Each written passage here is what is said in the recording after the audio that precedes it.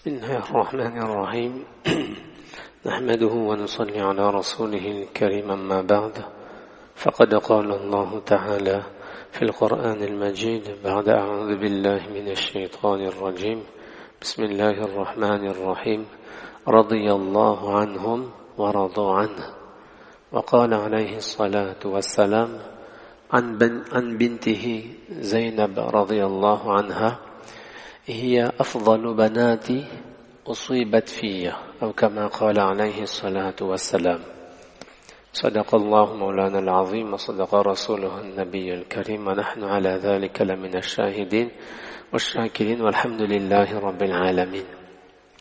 Chers frères, Zainab bint Rasulillahi sallallahu alayhi wa sallam. Zainab, la fille du messager d'Allah sallallahu alayhi wa sallam. Nous l'avons rappelé la semaine dernière et c'est l'opinion de Imam An-Nawawi rahimahullah ta'ala que le prophète sallallahu alayhi wa sallam a eu 7 enfants. Il a eu 4 filles et il a eu 3 fils. De ces 7 enfants, 6 sont de sa première épouse bien-aimée Khadija bint Khuwaylid radiyallahu anha. Les savants, ils ont donné un ordre, cependant il y a divergence en fonction des différents ouvrages, vous pourrez trouver des ordres différents, mais nous retenons sur ces 6 enfants, donc de ces 6 enfants que le prophète sallallahu alayhi wa sallam a eu de Khadija radiyallahu anha, que son premier enfant c'était un fils. Il s'appelait comment? Qasim. Et cela lui avait valu d'être appelé Abul Qasim. Sa kunniya, c'est ça. Quand on utilise Abu, PA2, en général, on prénomme ainsi une personne, on nomme ainsi une personne à partir du prénom de son premier enfant. Il était donc Abul Qasim sallallahu alayhi wa sallam. Après Qasim, il a eu une fille et c'était Zainab radiyallahu anha. Après Zainab, un autre fils. Il s'appelle comment? Tahir? D'autres noms? Non, le fils s'appelle? Ça c'est après, de Khadija radiyallahu anha. Le prénom qu'on retrouve, alors c'est Abdullah. Abdullah, mais c'est lui aussi qui est appelé Tahir ou Tayyib, parfois on trouve ses prénoms. C'est de ce fils qui s'appelait Abdullah. Donc parfois on peut trouver d'autres prénoms également. Sinon il y a Qasim et Abdullah. Donc Qasim, Zainab, Abdullah. Après il y a Ruqayya, il y a Kulthum et il y a Fatima radiyallahu anhum wa anhun. Ça fait 6. C'est bon? Voilà. Et ensuite, par la suite, il aura un autre fils qui s'appellera Ibrahim de Maria al-Qibtiyya, de Maria la Copte radiyallahu anha. Et c'est ainsi donc que cela fait 7 enfants. Alors Zainab radiyallahu anha et ses frères et sœurs ont un privilège particulier, un honneur particulier. Et quel honneur, quel privilège! Ils sont les enfants de Rasulullah sallallahu alayhi wa sallam. Quel honneur pour un enfant, eh bien d'avoir pour père le joyau de l'humanité, Rasulullah sallallahu alayhi wa sallam. Fierté. Rasulullah sallallahu alayhi wa sallam avait à côté de leur prénom Zainab binti Muhammad sallallahu alayhi wa sallam. Donc, quel plus grand privilège, quel plus grand honneur. Et Zainab radiyallahu anha, parmi ses sœurs, donc, elle a été la Apa. On dit comme ça ici. Elle était l'aînée parmi les sœurs. C'est pour ça, parfois, on trouve à côté du prénom de Zainab, Zainab al-Kubra. Kubra banati Rasulillahi sallallahu alayhi wa sallam. On appelle Zainab al-Kubra, Zainab la plus grande, parce qu'elle est l'aînée de toutes ses sœurs, radiyallahu anhun. Alors, c'est une vie qui est quand même longue à raconter. On va retenir, Inch'Allah, certains moments importants de cette vie. Et quand on parcourt la vie de Zainab radiyallahu anha à travers les hadiths, à travers les livres de sira, à travers les livres de tarikh, d'histoire, etc., il y a un élément particulier qui est mis souvent en évidence dans tous ces récits. Et on va voir que toute sa vie va tourner autour de cet élément particulier. Autour de quoi? Quand on parle de Zainab radiyallahu anha, eh bien on va parler de son nikah, de son mariage, de sa vie conjugale, de son amour exemplaire, de sa fidélité exemplaire, extraordinaire, à son époux qui était Abu al-As ibn al-Rabi'a radiyallahu anhu. On reviendra là-dessus. Il y a un livre qui s'appelle, l'autre fois je l'avais mentionné, An-Nisa hawla ar-Rasul sallallahu alayhi wa sallam. Les femmes autour du prophète sallallahu alayhi wa sallam. Et donc, évidemment, ces filles qui gravitent autour de lui durant sa vie sont mentionnées. Et l'auteur de ce livre, Muhammad Ibrahim Salim, lorsqu'il parle de Khadija radiyallahu anha, il commence le récit de la vie de Zainab radiyallahu anha avec cette phrase en disant Matat Zainab wa madha alayha 15 qarnan, que Zainab radiyallahu anha est décédée et 15 siècles se sont déjà écoulés. Walakin khalladat atyab adh-dhikra wa darabat ablagha al-mithl, mais elle a laissé le plus beau des souvenirs et elle a laissé le plus beau des exemples. Exemple en quoi? Fi wafa'iz zawja wa ikhlasil mahabba wa sidq fil iman. Que Zainab radiyallahu anha a laissé le meilleur des exemples dans la fidélité d'une épouse, dans la sincérité d'un amour et dans l'authenticité de sa foi. Voilà ce qu'elle a laissé comme exemple et comme souvenir. On répète, c'est quoi? La fidélité d'une épouse, la sincérité d'un amour et l'authenticité d'une foi, d'un iman. Et effectivement, c'est ce qui sera mis en évidence durant sa vie. C'est réellement cela qu'a été toute la vie de Khadija, de Zainab radiyallahu anha. Alors Zainab radiyallahu anha est née à quel endroit? À Makkatul Mukarrama. Les savants situent sa naissance à peu près une dizaine d'années avant la prophétie de son père, Rasulullah sallallahu alayhi wa sallam. Une dizaine d'années avant la nubuwwa. Donc, elle va naître à Makka, père Rasulullah sallallahu alayhi wa sallam, mère Khadija bint Khuwaylid radiyallahu anha, et elle va grandir en compagnie de la fratrie, et petit à petit, elle devient une jeune, belle fille dans la cité de Makkatul Mukarrama. Dans la riwaya de Tabarani, on dit qu'elle était jariyatun wadhi'a, c'est-à-dire que c'était une belle jeune fille à Makkatul Mukarrama. On trouve ces termes, elle était nadhifa, jamila, hasana. Elle était raffinée, elle était brillante, elle était d'une pureté, elle était également séduisante.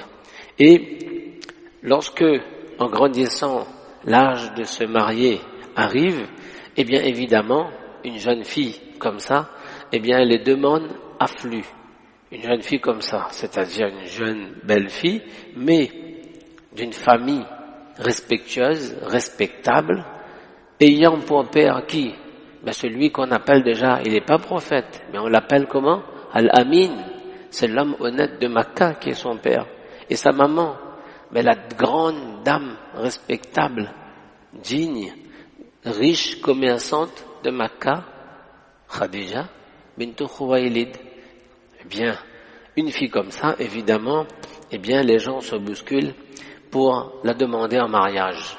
Il est dit que parmi toutes ces demandes, il y a une demande en mariage qui va attirer particulièrement l'attention de Rasulullah sallallahu alayhi wa sallam. Il s'agit d'un jeune homme, Abu al-As ibn al-Rabi'a. Alors c'est un jeune homme, lui aussi, beau, jeune, il est respectable. C'est écrit dans les textes, min khiyarati Quraysh sharafan wa khuluqan. Il était min khiyarati shababi Quraysh, c'était parmi les meilleurs jeunes de Quraysh à Makkah en noblesse et en caractère. Donc c'est un jeune, en plus il travaille, il est actif, il est dans le commerce, etc.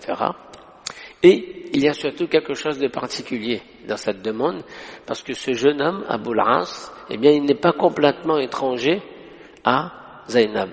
Pourquoi? Parce que ce jeune homme, sa maman s'appelle Hala bint Khuwaylid. Vous faites le rapport?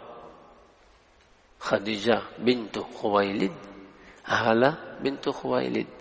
La maman de ce jeune homme et la maman de Zainab radhiyallahu anha sont deux sœurs.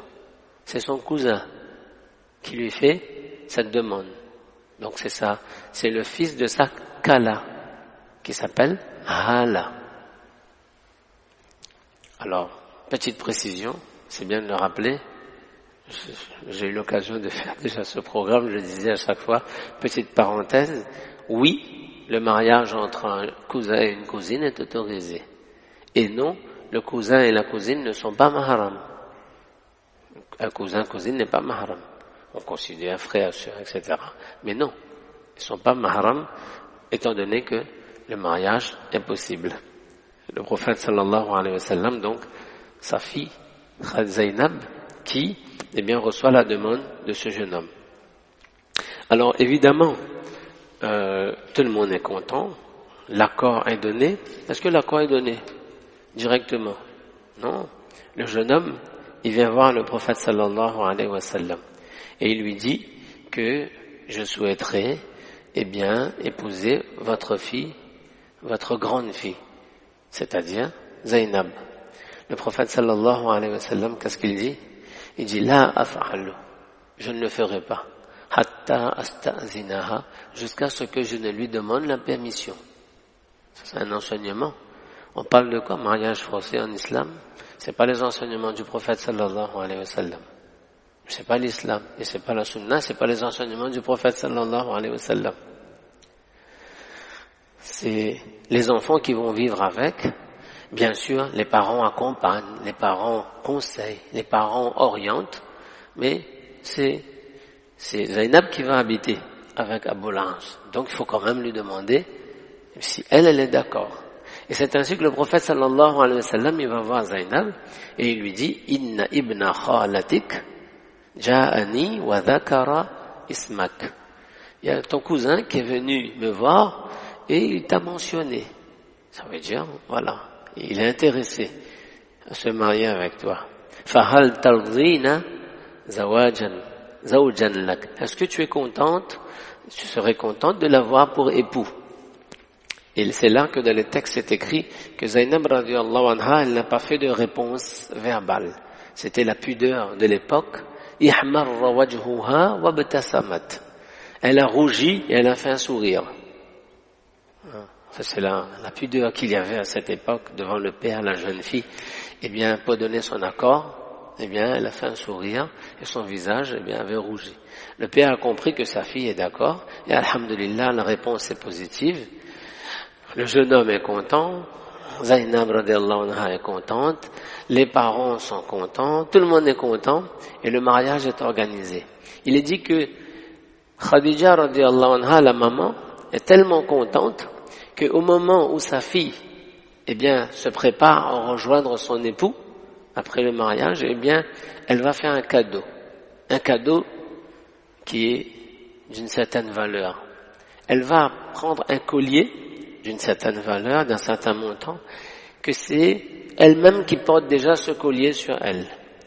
Et comme ce collier représente beaucoup pour elle, eh bien, c'est sa grande fille, ses premiers mariages, premier enfant qui se marie, première fille qui se marie, alors elle prend ce collier et elle le place dans le cou de sa fille Zainab radhiyallahu anha au moment où elle va rejoindre son époux.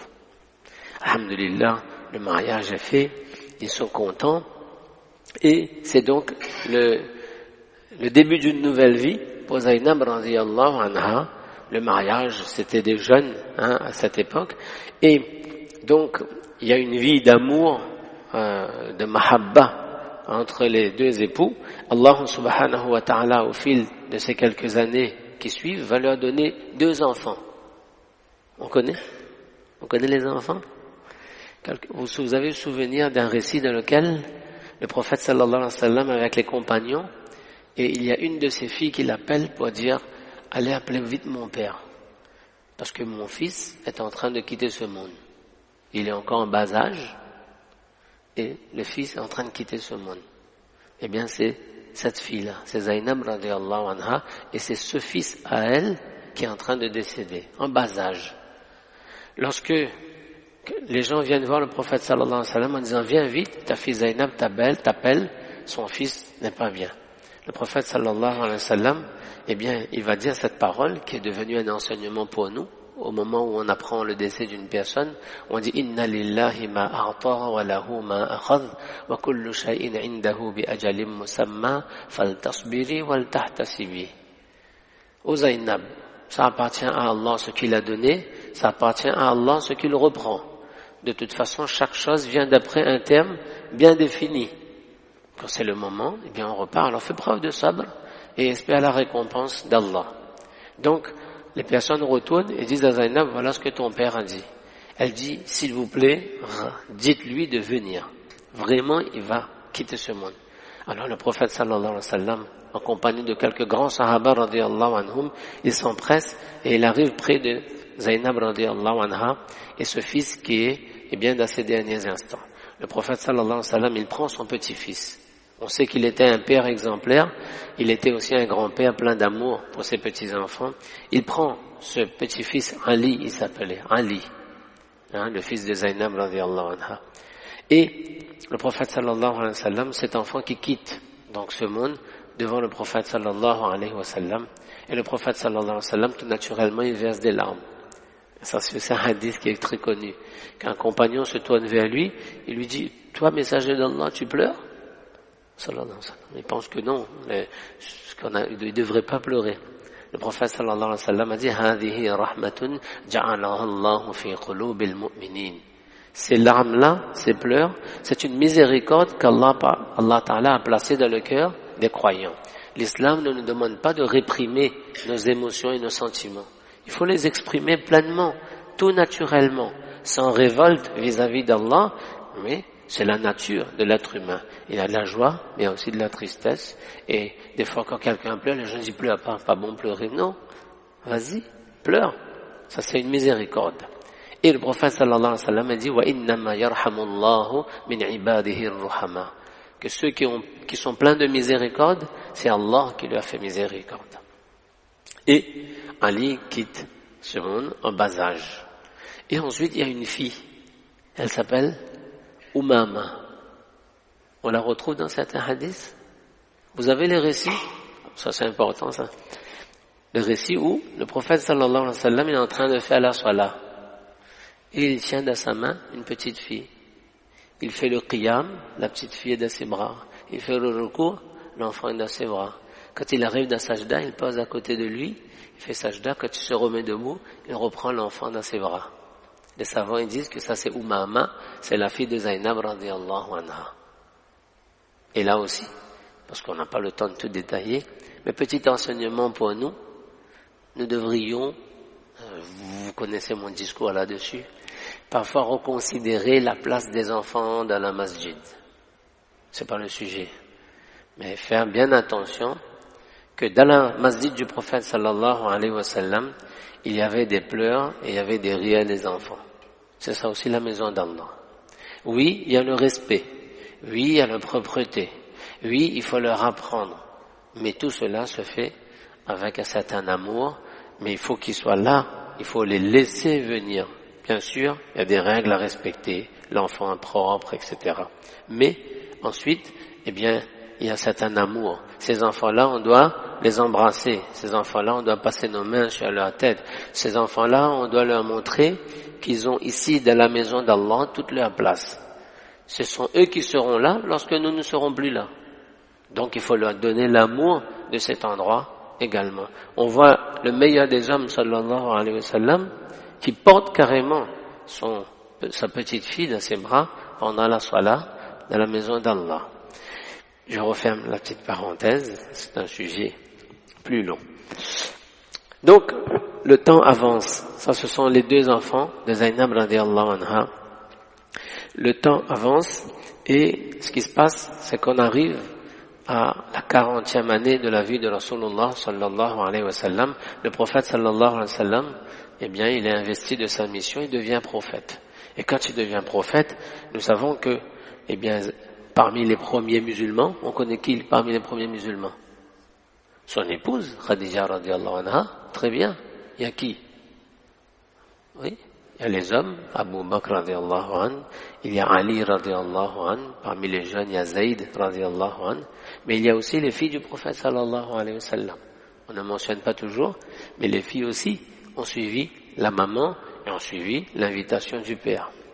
Donc Zainab radiallahu anha, elle devient dès le début musulmane. Et elle accepte, eh bien, son père en tant que prophète, et elle adhère à l'islam. Et il est écrit dans le texte qu'au moment où elle devient musulmane, et que son père est devenu prophète, à ce moment-là, Abu Lahab, son époux, était absent de Makkah. Il était parti faire du commerce.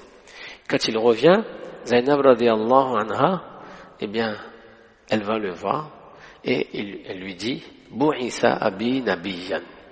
Mon père est devenu prophète. Sallallahu alayhi wa sallam. Fa aslamtu. Et moi, je suis devenu aussi musulmane. Je suis mon père. Fahal tardi, fahal laka an tuslim. C'est-à-dire, est-ce que toi aussi, il te plaît, eh bien, de devenir musulman? Est-ce que toi aussi tu acceptes? Regardez, petite parenthèse encore, c'est ça l'amour. L'amour, c'est aussi le bonheur, mais pas pour le bonheur uniquement de cette dunya. Un couple, c'est un projet. Le projet d'une réussite dans la dunya, mais le projet d'une réussite jusqu'au paradis d'Allah. Que voilà où j'ai trouvé mon bonheur, et ce bonheur, je voudrais, eh bien, que toi aussi tu le partages. Que le chemin du paradis, eh bien, c'est Inch'Allah notre objectif. Mais à deux. C'est pour ça, de le hadith, le prophète sallallahu alayhi wa sallam dit qu'Allah Ta'ala fait miséricorde à ce serviteur qui se réveille le matin pour accomplir la prière, et il fait quoi? Quelques petites gouttes comme ça qu'il envoie sur le visage de son épouse pour lui dire « réveille-toi aussi ». Et de la même manière, l'épouse qui réveille son époux. C'est-à-dire, le projet, il est là. C'est pas juste qu'on s'aime. C'est pas juste l'amour et d'eau fraîche. Non. Il y a la foi. Il y a le projet. Et le projet, il est jusqu'au paradis d'Allah subhanahu wa ta'ala. Alors, il est dit que Abu Lahab, il reçoit l'invitation, et malgré tout l'amour qu'il porte pour son épouse, il dit, je ne peux pas accepter. Parce que je ne peux pas quitter la religion de mes ancêtres. Et deuxièmement, je ne voudrais pas que les gens disent que par amour pour sa femme, il a quitté notre religion. Que les gens de Makkah disent cela. Alors il dit que je ne peux pas, eh bien, quitter ma religion. Mais pour autant, à cette époque, eh bien, il n'y avait pas encore d'interdiction à ce que l'épouse reste avec son époux, même s'il n'est pas musulman. Et c'est pourquoi Zainab radiallahu anha, elle va continuer à vivre avec Abu Lahab, son époux. Et c'est ainsi que le temps va s'écouler. Mais lorsque, même si lui il refuse la religion, mais son épouse est devenue musulmane, alors les Quraysh de Makkah, déjà ils n'étaient pas contents que voilà un homme qui se prend pour un prophète, mais ils voient des jeunes de parmi eux-mêmes qui s'en vont. Donc il y a les Quraysh qui sont venus voir Abu Lahab, l'époux, en disant « Oh Abu Lahab, quitte cette femme. Fariq sahibatak. Tu la délaisses, et si tu veux, nous awwijuka ayyam ra'atim min Quraysh shi'ta. Et nous te marierons à n'importe quelle femme de Quraysh que tu veux ici. Mais elle, tu la délaisses. » Et il est dit que là, l'amour sincère, exemplaire, légendaire, Abu Lahab a dit non, ça je ne le ferai pas. Abu Lahab se refuse, il n'est pas musulman, il dit mais vous me proposez n'importe quelle femme, mais je n'en veux aucune, parce que mon amour, eh bien il est pour Zainab radiyallahu anha, et donc il reste dans le nikah. Ce qui se passe, c'est que quelque temps après, arrive le moment de la hijra. Les années passent, la hijra arrive. L'ordre d'Allah arrive que vous partez à Madina. Les sahaba radiyallahu anhum partent. Les sahabiyat radiyallahu anhum partent. Le prophète sallallahu alayhi wa sallam et Abu Bakr radiyallahu anhu finissent par partir pour la hijra. Tout le monde part. Les sœurs de Zainab radiyallahu anha partent et font la hijra. Mais Zainab radiyallahu anha, son mari n'est pas musulman et il ne fait pas la hijra. Que devrait-elle faire? Elle va voir son père et il dit Ata'adhin li an abqa fi Makkah ma'a zawji. Pourtant, c'est le tournant historique de la hijra. Mais son amour, c'est ça, je vous ai dit, ça tout tourne autour de ça. Elle va voir son père et dit à son père, est-ce que tu permets que moi je reste à Makkah pour rester auprès de mon époux? Voilà. Et qu'est-ce que le prophète sallallahu alayhi wa sallam il fait? C'est là que les savants ils disent, il faut que les parents comprennent que parfois eux, ils ont des idées, ils ont des projets, ils ont des intérêts. Mais parfois les intérêts des parents ne sont pas les intérêts des enfants. Et les parents ne doivent pas l'oublier. Le prophète sallallahu alayhi wa sallam sait quelle est l'importance de la hijra. Quelle est l'importance de cette hijra? Quelle nouvelle perspective il y aura à Madinatul Munawwara? Mais il y a une fille qui a un époux, qui a des enfants, qui a une situation. Le prophète sallallahu alayhi wa sallam est réaliste. Il a ce que lui, il sait pour lui, mais il y a ce qu'il pense être bon pour sa fille, et il dit Zainab, tu restes à Makkah. Voilà. On accompagne les enfants dans ce que l'on sait qui est bien pour eux également. Il faut savoir comprendre aussi cela, qu'Allah Ta'ala nous aide. Donc, Rasulullah sallallahu alayhi wa sallam, il s'en va, et Zainab radiyallahu anha, elle reste à Makkatul Mukarrama. Les musulmans partent à Madina, on va essayer de résumer très rapidement pour compléter. Qu'est-ce qui se passe la deuxième année quand les musulmans sont à Makkah, à Madina? Quelle grande bataille? Badr, très bien, mashallah. Il y a Badr l'année suivante, et quelque chose d'inédit va se produire. Qu'est-ce qui se passe? Badr, c'est quoi? C'est les musulmans de Madina contre qui? Le Quraysh de Makkah. Situation inédite. Le prophète sallallahu alayhi wa sallam, d'un côté, et dans l'armée des Quraysh, il y a qui? Son gendre, qui est là, Abu Lahas. C'est particulier. Il est dit dans certains textes, c'est pas hadith, dans certains textes c'est écrit que le moment où Badr allait avoir lieu, la bataille, que le prophète sallallahu alayhi wa sallam est avec les musulmans de Madina, et ici il y a Abu Lahas ibn Rabi', son gendre, qui est dans l'armée des Quraysh. Il est dit que Zainab aurait dit, radiyallahu anha, à sa fille, Umama, il dit, à l'issue de cette bataille, de cette journée de Badr, eh bien, j'ai peur que l'une des deux, toi et moi, une d'entre nous deux, eh bien, elle perdrait aujourd'hui son père. T'as compris? Soit c'est mon père qui ne sera plus là, le messager d'Allah, sallallahu alayhi wa sallam, ou alors ton père à toi, mon époux, Abu Lahas. Mais alhamdulillah, aucun des deux, tous les deux sont restés là, alhamdulillah. La bataille s'est terminée, la victoire éclatante des 313 que l'on connaît, sur les 1000. Et ce qui se passe, c'est qu'Abu Lahas, eh bien, il n'a pas été, il n'a pas été victime directement, mais il devient prisonnier. Donc, on connaît, c'était la guerre d'avant, donc prisonnier. Et il y avait une règle que les prisonniers, eh bien, les proches des prisonniers pouvaient racheter la liberté de leurs proches, donc de celui qui est fait prisonnier, en payant une rançon. Et c'est là que va se produire quelque chose encore de particulier, c'est que quand Zainab radiyallahu anha apprend que les musulmans ont gagné, son père est sain et sauf, alhamdulillah, son mari aussi est sain et sauf, alhamdulillah, mais qu'il y a une rançon à payer, alors c'est elle, l'épouse, qui prépare la rançon de son époux. Elle prend une bourse, elle met une certaine somme dedans.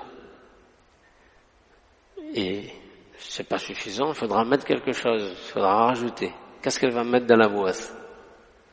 Elle va prendre le collier que sa maman lui avait donné le jour de son mariage. Elle va mettre ça dans la boisse et ensuite elle va envoyer pour payer la rançon de son époux. Et c'est là qu'il est dit que les Sahaba radiyallahu anhum sont venus présenter au prophète sallallahu alayhi wa sallam les rançons des prisonniers. Et au bout d'un moment, ils prennent cette boisse et ils ouvrent. Et ils remettent au prophète sallallahu alayhi wa sallam ce qu'il y a dans cette boisse. Le prophète sallallahu alayhi wa sallam, aussitôt qu'il voit le collier, c'est écrit dans le texte, faraqqa laha riqqatan shadida. Le prophète sallallahu alayhi wa sallam est ému, le prophète sallallahu alayhi wa sallam fond en larmes, il reconnaît le collier de son épouse, Khadija bint Khuwaylid radiyallahu anha. Il y a la détresse de sa fille, mais c'est écrit dans les textes, tadhakkara ahda Khadijata radiyallahu anha. Il se souvient de l'époque de son épouse, de son amour pour cette épouse, Khadija radiyallahu anha, wa tarahhama alayha. Le prophète sallallahu alayhi wa sallam fait des du'as pour son épouse Khadija radiyallahu anha. Il est touché par cette situation et il demande une faveur aux Sahaba radiyallahu anhum. Il leur dit, est-ce que vous permettez que Zainab, eh bien, on lui retourne son prisonnier et on lui rend sa rançon. Les Sahaba radiyallahu anhum savent que c'est quelque chose de particulier, c'est un père qui demande pour sa fille, les Sahaba radiyallahu anhum donnent l'accord. Ils disent, cette rançon-là, on ne touche pas, et ce prisonnier-là, eh bien, on le laisse repartir. Et avant qu'il parte, on lui demande, il dit, tu veux pas devenir musulman? Il dit, non. Lui, il repart. Alors, il y a une petite étape que j'ai laissée, c'est-à-dire qu'on va le laisser partir, c'est bon, on va le laisser partir, mais le prophète sallallahu alayhi wa sallam va voir Abu al-As. Il dit, par contre, je te laisse partir avec une condition, que quand tu retournes à Makkah, tu me renvoies maintenant Zainab. Zainab ne reste plus maintenant à Makkah, tu la renvoies. Et les savants, ils disent que parce que maintenant l'ordre était arrivé, que la musulmane ne peut plus rester avec un non-musulman sans le nikah. Avant, il n'y avait pas cet ordre. L'ordre était arrivé. Il dit, tu repars à Makkah et tu renvoies Zainab radiyallahu anha. Et il est dit que, aussitôt que donc, Abu al-As, il reprend ses marchandises, il retrouve la liberté, il arrive à Makkah, Zainab radiyallahu anha est contente, mais il dit à Zainab que, ordre de ton père, promesse que je lui ai faite, tu pars à Madina. Tu ne peux plus, c'est bien ça, hein? Elle était à Makkah, elle. Et lui, il était à Madina. C'est bien ça. Donc, il devra retourner et elle devra retourner à Madinatul Munawwara. En fait, c'est passé un petit incident. Mais c'est une petite étape, ça va prendre encore plus de temps sinon. Mais on retient cette situation-là, c'est que, allez, on va rappeler rapidement. Ce qui se passe, c'est que le collier est rendu à Zainab radiyallahu anha pour libérer son mari. Et lui, il retourne donc à Makkah, il renvoie Zainab radiyallahu anha à Madinatul Munawwara. Quand Zainab radiyallahu anha arrive à Madinatul Munawwara, le prophète sallallahu alayhi wa sallam est très content. Et il va apprécier ce geste, qu'il m'a fait une promesse et il a tenu sa promesse. Il m'a dit qu'il va me retourner ma fille et il a vraiment retourné ma fille. Il a tenu sa promesse, le prophète sallallahu alayhi wa sallam va souligner ça.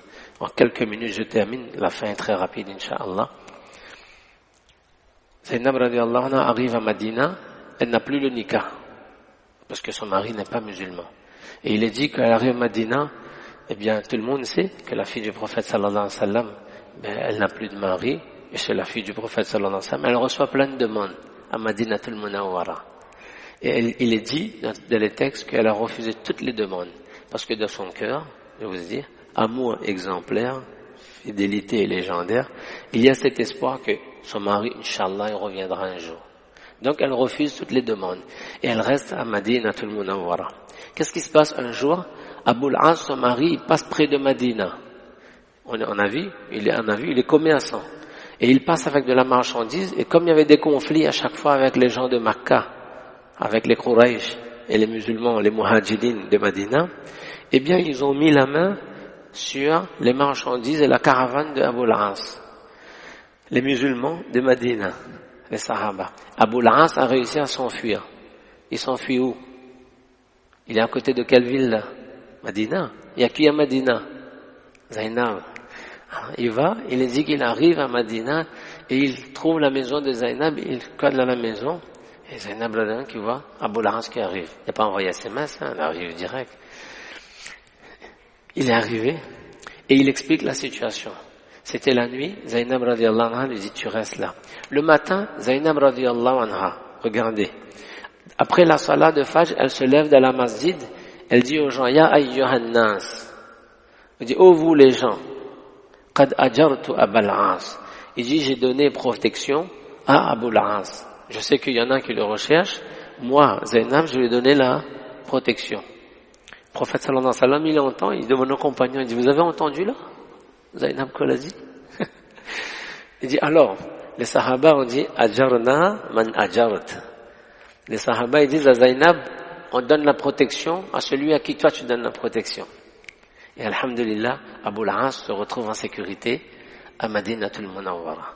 Le prophète sallallahu alayhi wa sallam va voir cependant Zainab en disant, il n'y a pas de problème, il peut rester là.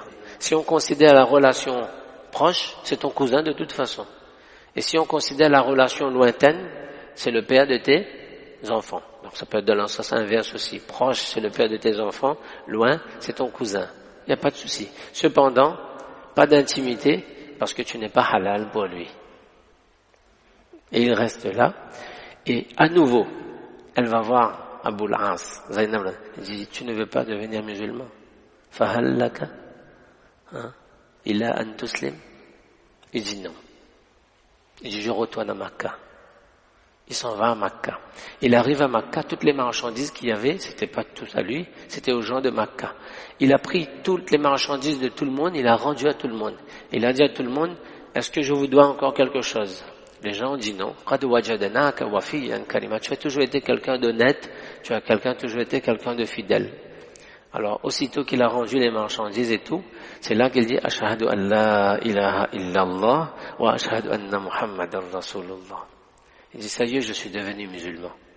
Je témoigne qu'il n'y a pas de Dieu à part Allah, et je témoigne que Muhammad, sallallahu alayhi wa sallam, est son messager. Les gens s'en sont appris. Abu al-As, eh bien, il est devenu musulman. Il quitte Madinatul Munawwara et Makkatul Mukarrama. Il arrive à Madinatul Munawwara. Il va voir le prophète, sallallahu alayhi wa sallam. Il dit, hier, tu m'avais donné protection. Aujourd'hui, je reviens vers toi. Et ashhadu an la ilaha illallah wa ashhadu annaka Rasulullah. Je témoigne qu'Allah n'a pas d'autre Dieu à part Allah et que toi, tu es le messager d'Allah. Le prophète sallallahu alayhi wa sallam est content. La nouvelle se répand, Abu al-As est devenu musulman. Et qu'est-ce qui se passe? Il refait demande. Amour légendaire, fidélité exemplaire. Il demande au prophète sallallahu alayhi wa sallam, il dit, je peux à nouveau retourner avec Zainab? Le prophète sallallahu alayhi wa sallam, pareil, il dit, il faut lui demander. Le prophète sallallahu alayhi wa sallam qui revient vers Zainab, il lui dit, Abu al-As est revenu, il est croyant, il veut t'épouser. Et à nouveau, c'est écrit dans les textes, son visage, à nouveau, elle a rougi et elle a fait un sourire. Et le prophète sallallahu alayhi wa sallam les a unis à nouveau. Ça, les savants ils disent que c'était au début de l'année 7 de l'Hégire, 7e année de l'Hégire. Abu al-As est devenu musulman et à nouveau, ils sont ensemble. Mais le destin de Zainab radiallahu anha était ainsi, elle ne va pas vivre très longtemps après cela. En l'an 8 de l'Hégire, Zainab radiallahu anha va décéder. Un âge, dans la trentaine, encore jeune, Zainab radiallahu anha, d'une chute qui était arrivée pendant la hijra, où elle avait fait une perte, etc., ce moment-là, c'est écrit que des séquelles de cela, elle est décédée, radiallahu anha. En l'an 8 de l'Hégire, elle décède. Et elle sera enterrée où ça? Elle est enterrée où, Zainab radiallahu anha? Quel côté Mamaï? La Jannatul Baqi. La Jannatul Baqiyya, quand on s'avance sur le côté droit, il y a un endroit où il y a les filles du prophète sallallahu alayhi wa sallam. Il n'y a pas toutes les filles, Zainab, Ruqayya, Kulsum. Fatima radiallahu anha, je vous laisse chercher. Mais avant d'être enterré dans Jannatul Baqiyya, cadeau encore du prophète sallallahu alayhi wa sallam à sa fille bien-aimée. Au moment où on la prépare pour donner Roussal, je sais qu'on a tardé un petit peu plus, on voulait terminer. Lorsque les dames sont venues prendre Zainab radiallahu anha pour lui faire son rousl, le prophète sallallahu alayhi wa sallam a dit à l'une d'elles, Atiyya radiallahu anha, il dit quand le roussal est terminé, avant de lui mettre son kafan, vous me prévenez. Il dit que lorsque le roussal était terminé et qu'on est venu voir le prophète sallallahu alayhi wa sallam en disant le roussal est terminé, on attend maintenant la suite, le prophète sallallahu alayhi wa sallam a pris un vêtement qu'il avait sur lui. C'était un drap qu'il portait lui-même sur son corps moubarak. Il a enlevé ce drap, il a dit, c'est ce vêtement-là, ce drap-là que vous posez d'abord sur le corps, directement la peau de Zainab radiallahu anha. Après il y aura le kafan. Mais je veux que le drap qui est le mien touche directement, eh bien, le corps de Zainab radiallahu anha. Le prophète sallallahu alayhi wa sallam qui fait ce cadeau ultime de la baraka de sa propre personne à sa fille Zainab radiallahu anha. Elle a été enterrée avec ce vêtement de son père au moment où elle est placée dans sa tombe de Jannatul Baqi radiallahu anha wa an jami'i sahabati ajma'in. Il est écrit dans le texte que son époux Abu al-As, très très triste, inconsolable, il vient voir le prophète sallallahu alayhi wa sallam, dit comment je vais vivre après Zainab radiallahu anha. Donc c'était un moment particulier et c'était la fille du prophète sallallahu alayhi wa sallam, un moment de tristesse. Et ensuite, donc Zainab radiallahu anha, eh bien, qui continue le voyage vers son Seigneur. Et il est dit que Abu al-As, son époux, il décédera quelques années plus tard en l'an 12 de l'Hégire. Abu al-As radiallahu anhu, il décédera en l'an 12 de l'Hégire. Donc la fille du prophète sallallahu alayhi wa sallam, parmi donc les personnes les plus proches de Rasulullah sallallahu alayhi wa sallam, on dit radiyallahu anha wa radiyallahu anhu wa radiyallahu an jami'i sahabati ajma'in, qu'Allah subhanahu wa ta'ala eh bien soit agréé d'elle. C'est une fille qui a apporté au prophète sallallahu alayhi wa sallam des moments particuliers de sa vie et qu'Allah ta'ala nous inspire cette fidélité, cet amour qu'il y avait de ce couple et que leur vie soit pour nous, bien Inch'Allah ta'ala, des modèles. Ce sont eux nos vrais influenceurs, ce sont elles nos vraies influenceuses, celles qui nous montrent la voie de la pureté, la voie de la foi solide et la voie vers le paradis, Inch'Allah ta'ala. Qu'Allah subhanahu wa ta'ala nous permette de comprendre ces quelques paroles. Fajazakumullahu khaira. La semaine prochaine, c'est pas encore la lune Ramadan, lundi prochain. Inch'Allah. Alors j'avais pensé, Allahu alam, pour clôturer avant Ramadan, puisqu'on a parlé de la fille, mais Inch'Allah, pourquoi ne pas parler de la maman la semaine prochaine, Inch'Allah, avant d'aborder le mois de Ramadan. Khadija radiyallahu anha, très très très très haut, dans comment on va dire, de la galaxie des Sahaba radiyallahu anhum, donc une femme du paradis de toute façon. Donc Inch'Allah, on va aborder Inch'Allah ta'ala la vie de Khadija radiyallahu anha. C'est pour ça je vous remercie de votre patience, mais on a voulu terminer malgré le petit dépassement de temps, on a voulu terminer sur la vie de Zainab radiyallahu anha ce soir même. Fajazakumullahu khaira, qu'Allah vous récompense. Barakallahu fikum wa akhiru da'wana alhamdulillahi rabbil alamin. Subhana rabbika rabbil izzati amma yasifun wa salamun ala al-mursalin walhamdulillahi rabbil alamin.